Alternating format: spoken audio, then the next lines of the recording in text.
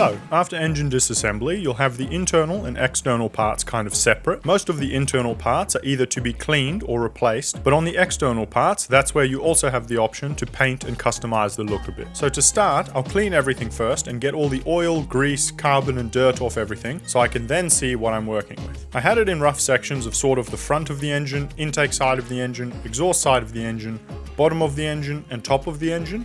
And all the rest of this stuff is stuff for the engine bay, not directly on the engine, so you don't need to worry about that now. I can get to that later. For things like the injectors, you can basically just clean the bodies, making sure you cap them off so you don't get dirt in them if you plan on reusing or reselling them. And then I gave them an ultrasonic clean in preparation for testing them on specialized test benches. I took all the little brackets and bolts to the basin to give them a wash using a combination of degreaser, soap and water, and different brushes and scrubbers. You're just getting off the grease stuff for now because some of the finishes are just tarnished, so you can think about painting them later. On the fuel lines, I gave them an ultrasonic clean and then experimented with different finishes. The two on the right are untouched, and I tried buffing and polishing with Brasso, and then tried polishing them with a buffing wheel. Buffing them on a polishing wheel gave the best shiny chrome-like finish I was going for, so I decided to go with that for all of them. You can compare it to the stock look here. I don't think these have too much of a factory anti-corrosion coating on them. I think they are just good quality high chrome steel that has anti-corrosive properties because you wouldn't want your fuel lines degrading with age and putting corrosion in very sensitive injectors. So I think this finish will last for a long time. Speaking of sensitive injectors, after ultrasonic cleaning the injector nozzles to remove any carbon buildup,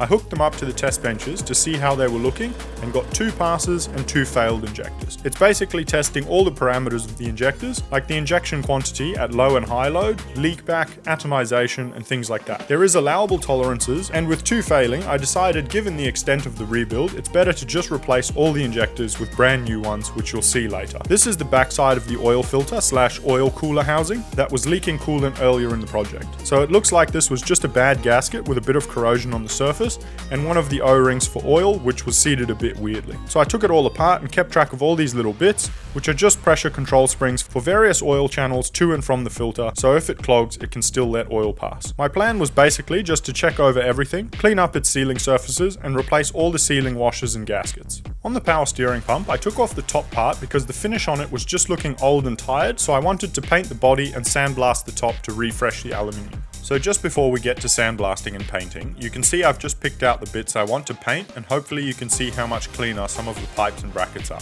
I hadn't done them all yet though. So now for the fun bit. I picked out some of the parts I want to paint, and after cleaning them, I also masked them very carefully because you don't want to sandblast very smooth sealing surfaces that hold oil. So for things like the timing cover that houses the oil pump gears, I took those off and degreased all the oil and then masked off the whole area so it can't get in and rough up the very tight tolerances for things like the oil pressure, which you don't want to mess with at all. So with that in mind and just giving some thought to all of it, it was all ready to sandblast, to clean, and in preparation for paint.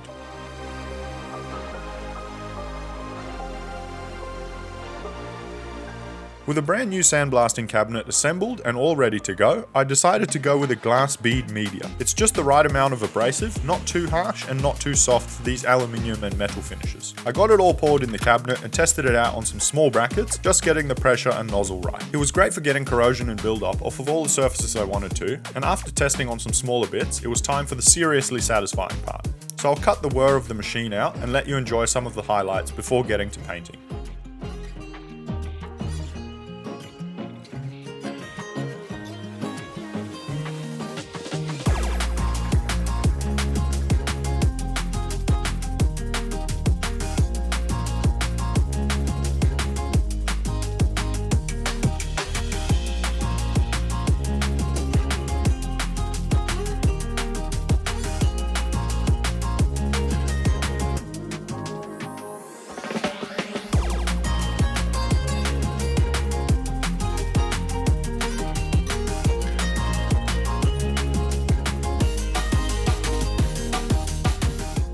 Now with the fuel rail, if you decide to do this, make sure you cap off all the holes. I used 2 size caps over each other to put some pressure over the threads and seal it properly, and made sure it was thick rubber so that there was zero chance of getting any dust or debris in the rail, otherwise it will damage it and maybe clog injectors and things like that. I also still stayed away from the edges close to them. Keep in mind, the objective is just to clean it off and rough up some of the surfaces, so the finish might not be perfect on some parts, some will turn out great and don't corrode, like the power steering pump top, but some don't come out great and might also need a protective coating of paint for corrosion protection. So that's another reason why I decided to paint them.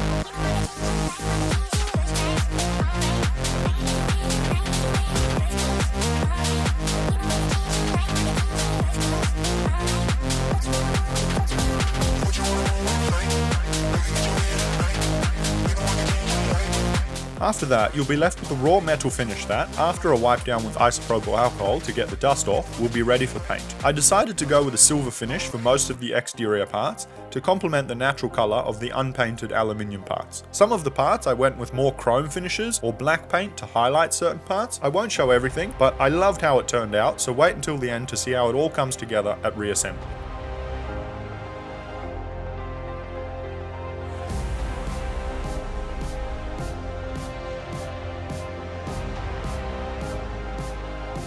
The turbo is going to get replaced because its bearings were worn and making a bad whining sound during normal driving, and there was excessive wobble in the turbine shaft's bearings. But you'll need parts like this intake elbow to attach to the new one, so you can clean that and give it a finish you like.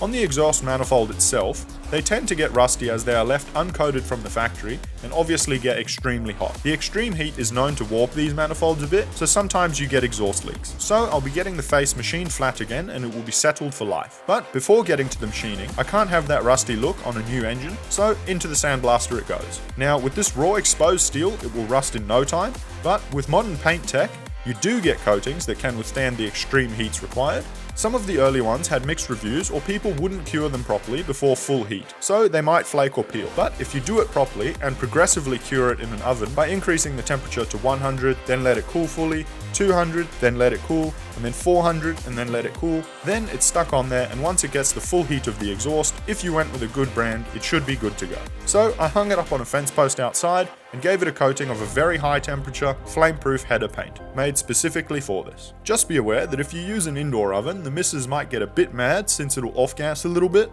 so just air out the house so you don't gas yourself out.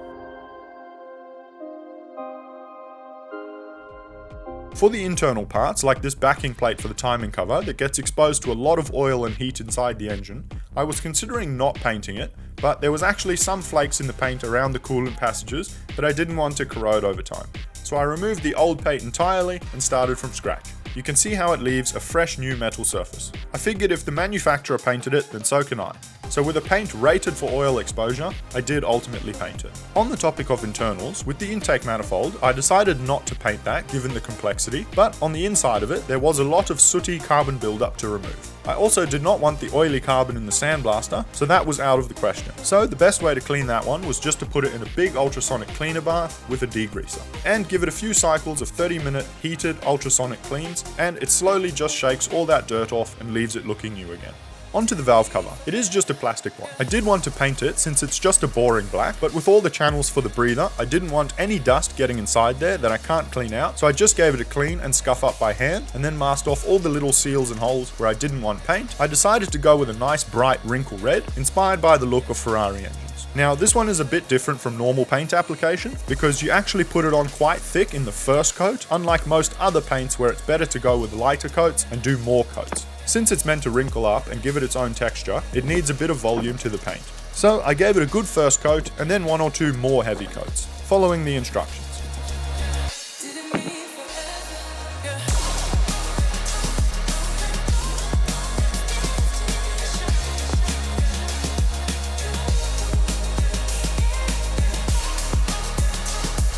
At first it will look glossy and smooth, but after time it will start to develop its texture like this. You can see it starting to come through. You can apparently heat it with a heat gun or put it in an oven to help it, but since this is a plastic cover, I didn't want to get it too hot, even though it goes on an engine, and I didn't think a heat gun would be even, so I was happy to just let it do its thing and work itself out on a warm day.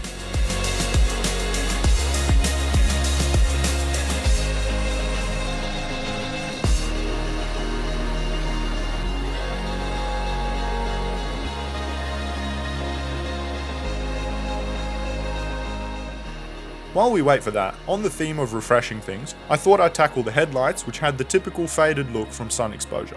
Now, I've heard of people using sprays or acetone vapor treatment on these headlights, and while they might work, sprays can crack and fail, and the acetone vapor can cause cracking if you don't know the exact right kind of plastic used for your headlights. So the safest option was just to slowly sand them from 600 up to 3000 grit so I can get out the haziness and then smooth them really fine. Then I gave them a good polish with a headlight polish from there. It's a potentially slower way, but it's the best way to do it really, and I think you'd agree, these before and afters are definitely worth it. Now, if you want to see what it all looks like when it all comes together on the new engine, hit the subscribe button down below so you don't miss the future episodes. While the engine block is at the machine shop getting machined, in the next episode, I'll be showing you how to disassemble the interior, I'll be cleaning all the interior fabrics and surfaces, repainting the faded interior plastics, and prepping for sound deadening the whole cabin for that premium feel, and there'll be some handy tips for fixing seat belts that don't retract as well anymore.